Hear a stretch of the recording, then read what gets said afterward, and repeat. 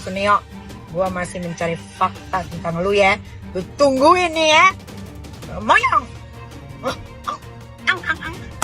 Menipu itu menurut saya oke-oke aja sih.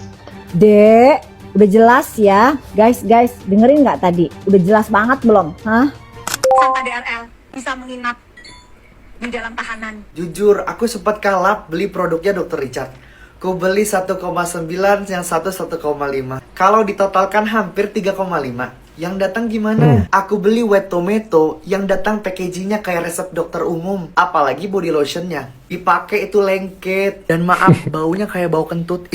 Serius. Dengan segala macam janji manisnya, ku beli juga 2 paket brightening series. Kenapa lah aku beli sebanyak ini? Karena dulu aku belang-belang. Aku kerja arsitek di lapangan. Aku pingin nantinya 1 bulan kemudian harapannya bakal cerah. Dulu mah aku percaya aja. Mungkin hasilnya bakal bagus karena Dr. Richard terkenal. Orangnya jujur. Zaman itu, oke. Baru 3 minggu aku coba. Ini tomato dibilang abal-abal. Di situ aku berpikir, ini apalah yang ku minum?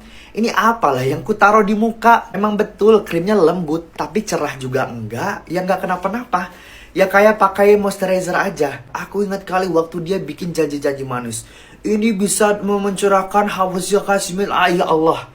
Aku percaya waktu itu seperti tersihir. Aku nggak ngerasa ketipu karena waktu itu aku lihat dia adalah dokter profesional. Tapi ketika banyak beredar berita-berita dia memasukkan, dia melebih-lebihkan, aku kecewa. Tapi ini kalau kamu lihat packagingnya memang aduh. Bagus, finally found you, Masya Allah. Yang pasti saya turut kasihan untuk keluarganya Dr. Richard. Tapi ini bakal setimpal untuk orang-orang udah pernah belanja produk dokter dengan overclaim yang dokter sebutkan. Jujur yang aku harapkan itu setelah dokter kena kasus overclaim harusnya tuh udah minta maaf biasa aja. Jangan buat podcast sama ustadz-ustadz nyebelin banget emang nih. Menghasut ustadz-ustadz untuk membenci ini, membenci itu, menggibahin orang di dalam podcast. Ini ustadznya yang diundang juga ustadz populer. Udah aku bahas nih si konten sebelumnya ya, kalian bisa cek. Aku sih nyerah dong. Ya, mengenai hebohnya ditahannya DRL kemarin ya gitu. Emang aku nggak langsung bikin update-annya gitu ya, karena nunggu seperti apa sih kelanjutannya. Apakah penahanan itu benar-benar ditahan gitu. Ternyata bener ya, sampai hari ini emang ada penahanan tersebut dan kesaksian Doktif juga gitu. Bahwa memang ada penahanan tersebut dan Doktif sempat ngecek di dalam sana gitu. Bahwa memang ada perlakuan yang tidak berbeda gitu ya. Memang tidak ada perbedaan gitu, sama-sama tahanan gitu. Doktif mengecek sendiri dan bagaimana kondisi di sana ketika di penahanan atau juga kesaksian atau dimintai kesaksian keterangan ketika itu ya akhirnya dibolehkan pulang dengan alasan sakit itu. Ini ada perbedaan ketika Doktif itu mengecek langsung ke PMJ gitu, ketika Dr. Richard ini keluar dikit emang langsung disuruh masuk dok gitu. Begitu kesaksian dari Doktif ya gitu, terbaru seperti itu gitu. Nah, yang bikin warganet geram juga gitu ya, beberapa statement dan opini warganet gitu ya, kenapa penangkapan DRL kemarin ketika ya memang sudah diborgol gitu, tapi kenapa tidak dipakaikan baju orange dan kenapa rambutnya itu masih dipakai gitu ya. Jadi apa nih kata Sinyo? Kita langsung aja masuk ke pembahasannya.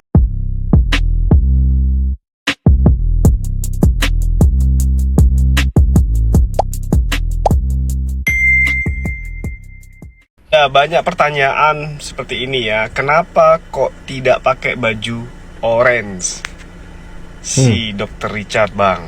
Ya, dengan adanya KUHP yang baru, memang KUHP yang baru mengedepankan salah satunya adalah asas presumption of innocence, prasangka pra atau praduga tidak bersalah, sehingga mengedepankan KUHP baru lagi.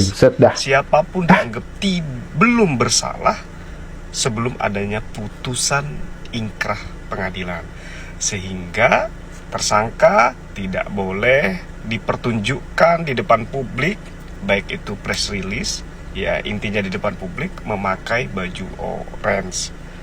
Begitu jawaban ya. Jadi itu adalah sebuah jawaban di balik dan segitu banyaknya pertanyaan warganet sejauh ini yang bisa aku baca-baca juga gitu ya. Kenapa NM kemarin nggak digituin? Kenapa NM langsung ditahan secepat kilat gitu, kemudian kenapa NM langsung dipakai baju orange gitu ya.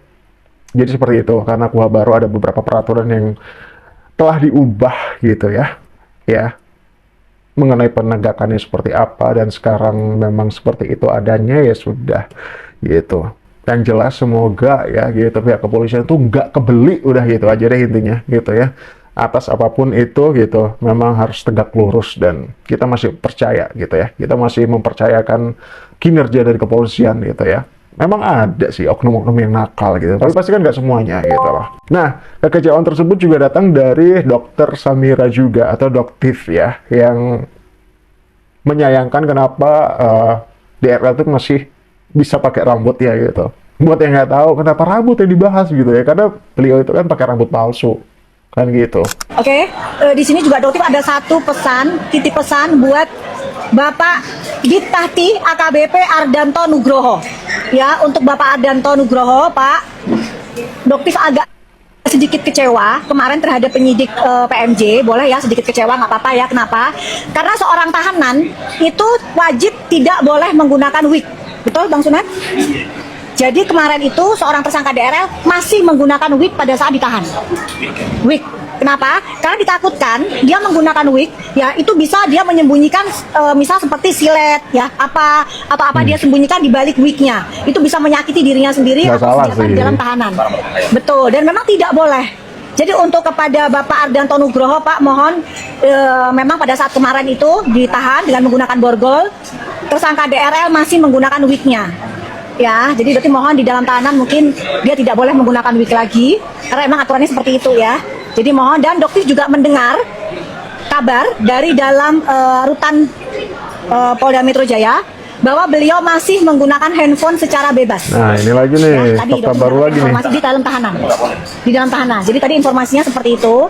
Jadi Doktif mohon khusus kepada Bapak Ardanto Nugroho, Pak, Doktif mohon dengan sangat jangan berikan fasilitas spesial kepada saudara tersangka DRL, Pak. Gitu. Jadi jangan sampai nanti akhirnya ketahuan ke publik. Jadi sampai nanti saudara DRL terlihat menggunakan handphone secara bebas di dalam ruang tahanan Tahti Polda Metro Jaya, karena informasinya Doktif dapat itu seperti itu. Nah, jadi seperti itu gitu ya, soal pemakaian wig atau rambut palsu ini emang tidak diperbolehkan, apalagi untuk seorang tahanan gitu ya.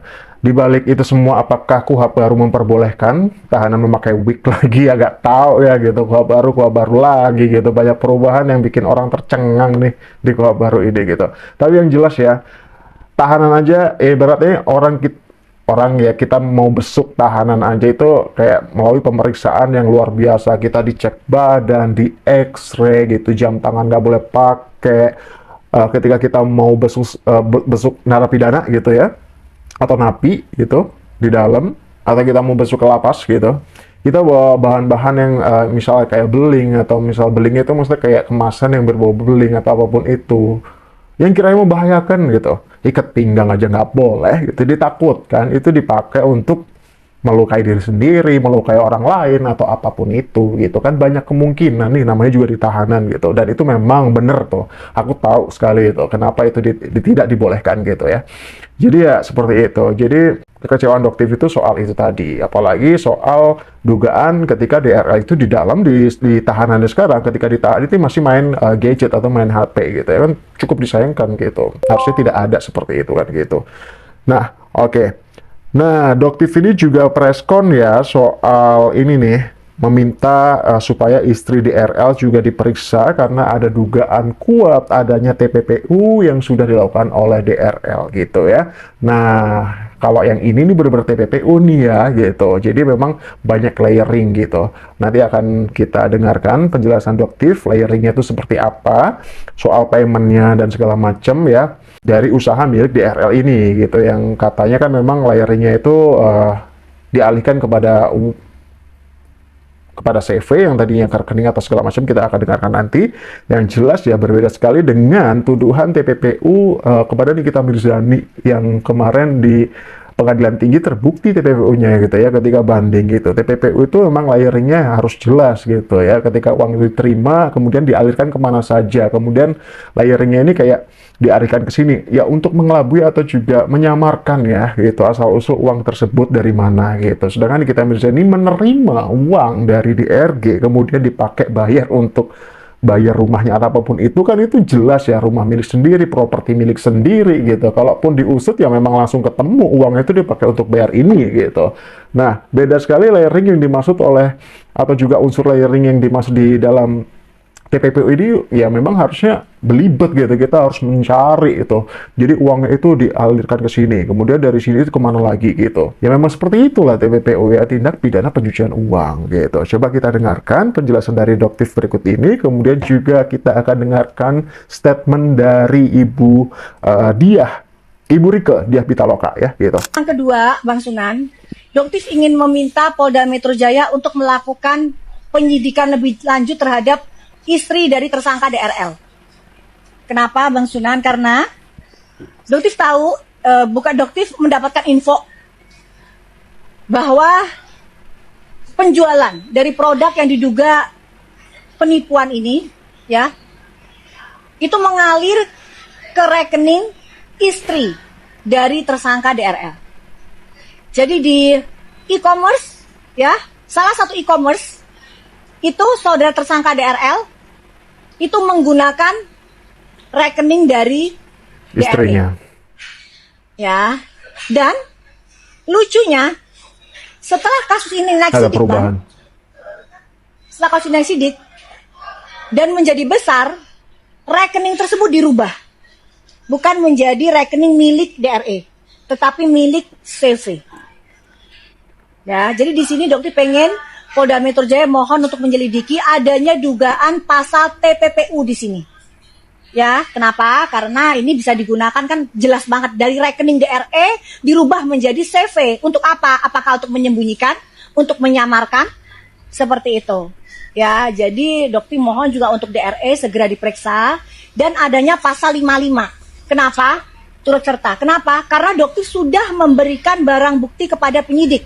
Video tentang bagaimana saudara DRE menjual produk yang diduga berbahaya, Ada keikutsertaan membahayakan di masyarakat. situ ya. Itu pun sudah Dokter serahkan Istrinya kepada ini. pihak Polda Metro Jaya.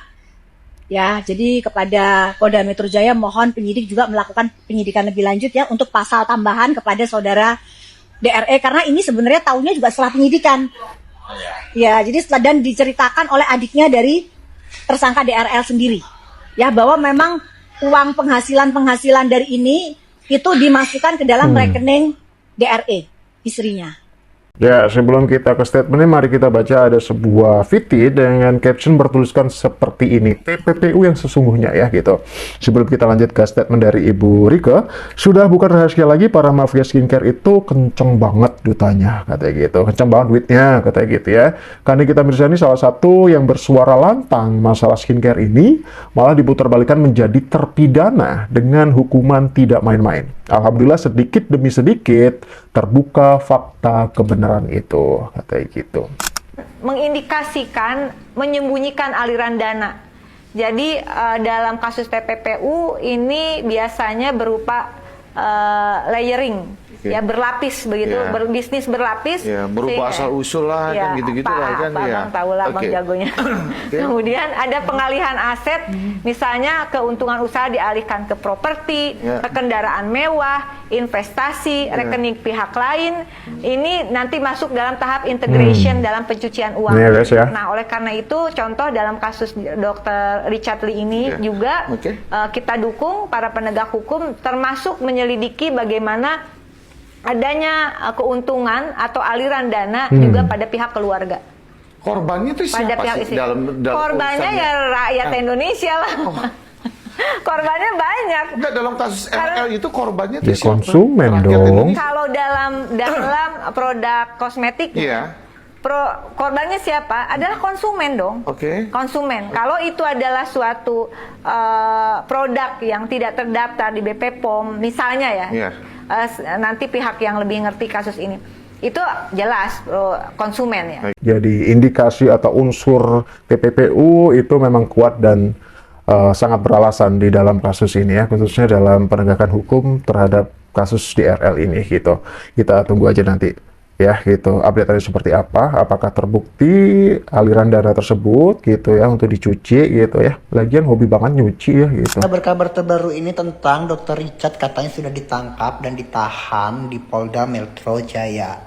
Dan di sini kita klaim dari bahasan Nikita Mirjani dan omongan Nikita Mirjani Iya sih. itu benar. Dan seperti biasa Nikita Mirjani lagi-lagi benar dan tidak salah. Bahwasannya Dr. Richard menjual produk dengan harga yang sangat Selangit fantastis harganya mah. dan tidak sesuai dengan Kandungannya kagak ada. produknya. Gimana itu? Itu poin pertama. Dan poin kedua, Dr. Richard menjual produk orang lain dan diganti Ya, dengan relabeling. cara kayak misalkan produk lain terus ditutupin dengan brand dia. Dan sekarang kabarnya lagi Dr. Richard Lee telah melaporkan Doktif juga ke pihak yang berwajib. Kita tunggu selanjutnya gimana. Apakah Doktif juga akan masuk ataukah enggak? Yang paling terpenting adalah perkataan Nikita Mirjani itu benar bahwa Dr. Richard Lee akan ditahan dan dia menjual produk orang lain dan diganti dengan label dia, dan itu pun dengan harga yang tinggi dan tidak sesuai dengan Ya, isi that's produk. point ya. That's point dimana statement Nikita Mirzani, apa yang ia vokalkan sejauh ini hingga dia harus mendekam ya. Dan even itu penilaian orang di luar sana hanya untuk kepentingan sendiri, bohong kalau Nikita Mirzani itu untuk kepentingan orang banyak gitu. Pada kenyataannya, dengan terbuktinya beberapa kasus-kasus ini, yang memang dugaan-dugaan si pelakunya ini terbukti melakukan tindak pidana gitu, kemungkinan ke depannya gitu, dan beberapa produk-produk yang disangkakan gitu ya, memang terbukti beberapa produknya memang sudah dirilis oleh BPOM gitu ya. BPOM memang rajin banget untuk rilis ya gitu. Ketika rame dirilis gitu, ternyata benar. Ketika rame dirilis ternyata benar gitu, tapi penegakannya nggak ada gitu. Harusnya BPOM juga ikut serta untuk melaporkan hal tersebut ya, menindaklanjuti gitu ya. Ya, jangan masyarakat mulu yang disuruh ya gitu. Giliran si masyarakat ini bersuara paling vokal gitu, malah dipidanakan gitu. Gimana tuh? Nah, kalau tadi menurut apa kata Sinyo, kalau kata kalian sendiri gimana? Silahkan tinggalkan komentar kalian di bawah dan sampai jumpa di video selanjutnya.